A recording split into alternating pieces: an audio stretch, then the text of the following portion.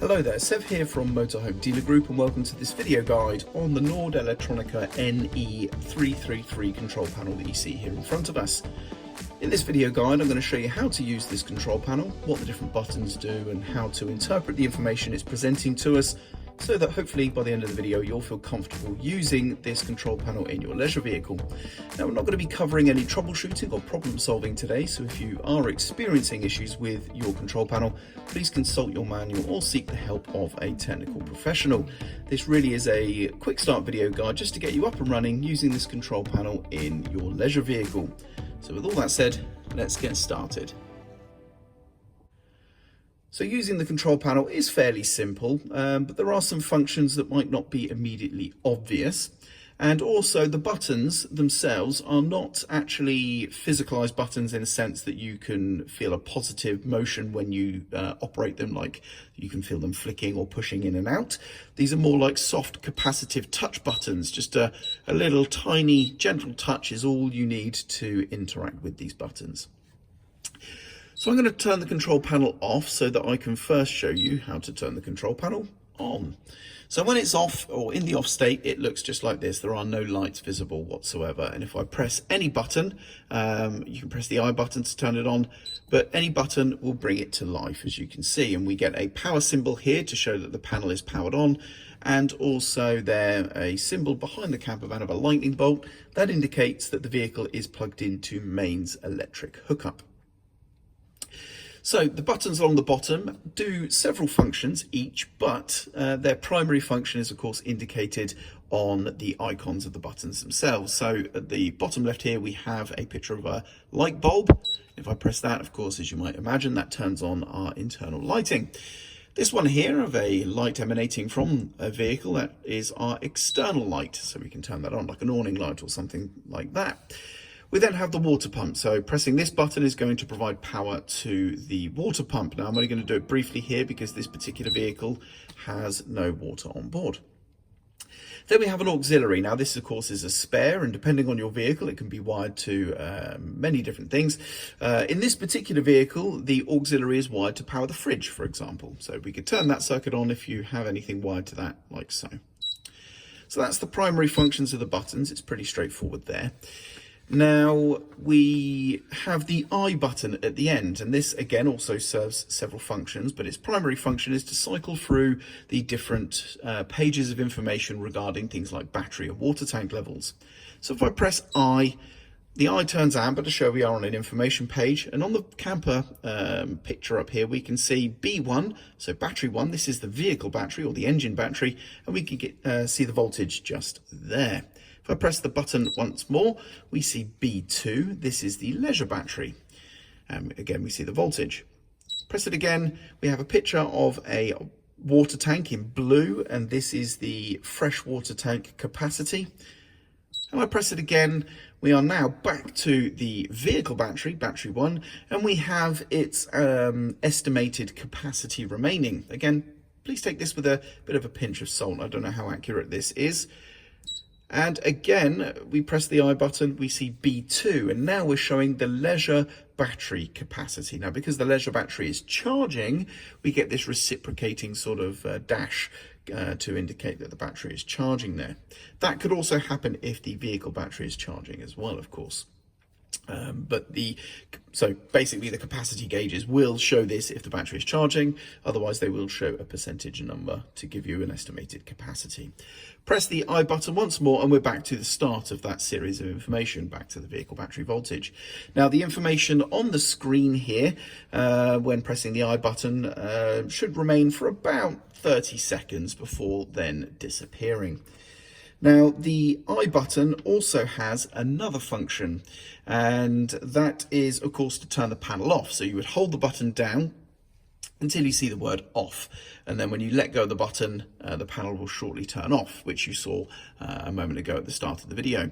However, if you hold the button for longer, you will see the abbreviation STB, and this is standby, and this essentially, there's the off.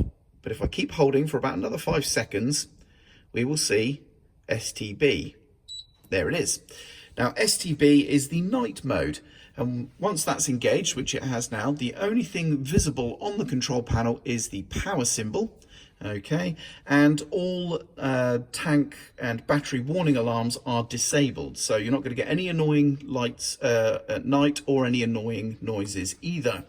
However, the panel does still operate the sort of battery safety system or function that it has, whereby if the leisure battery voltage drops too low, it can of course shut the panel down. So that is still active, but all the tank and level alarms are all disabled, and that is the only light you see in night mode. To come back out of night mode, simply press any other button and you can see it now comes back alive into the normal mode of operation. So talking about the alarms that the panel can use to notify you of an issue, if the vehicle battery, so battery 1, has less than 11.8 volts, or the auxiliary or leisure battery has less than 10.5 volts, you will get a battery warning alarm. So there will be a bleep, and the battery symbol for the corresponding battery that has generated the alarm will flash on the panel. And I believe you may also see the value of the low information, so like the low voltage or whatnot. With regards to the water tanks, if the freshwater tank is empty or the waste tank is full, you'll get a bleep, and again the corresponding tank will flash as well.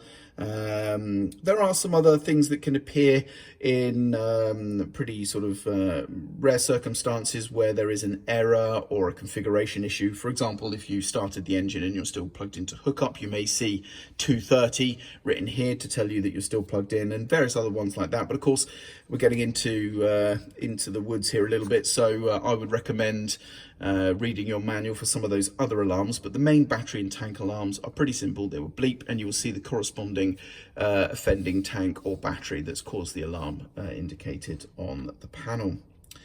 Now you can actually disable or enable those alarms if you so wish, and that's done by holding down any of these main buttons here. So for example, if I hold down the light bulb button for over 3 seconds, that's going to enable or disable the low battery warning alarm. So I'll show you that now. So if I press and hold it, we'll see the word on, and if I tap the button, we can toggle between off or on, and then if I leave that will then set. So once it's disappeared, that has set that setting, and that is the battery warning alarms I've now turned on. If I do the same for the exterior light, this is going to be the same for the alarm buzzers. So this, for example, is basically any alarm sort of warning sound for, you know, like I say, you turn the engine on when you're plugged into mains electric or something to that effect. You know, some of the more serious warning alarms, you can turn those on or off with that button. Now the the water pump button is going to be to enable or disable the warning level for water tanks. And again, you can see the two water tanks are shown just here. And interestingly, we can now see the wastewater tank alarm. If this comes on, this indicates that we have a full amount or a large amount of water in our waste tank and it might need emptying. So that's what the symbol will look like there.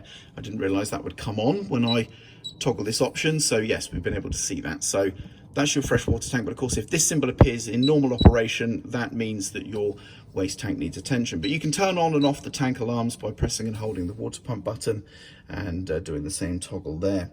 And then lastly, the aux button.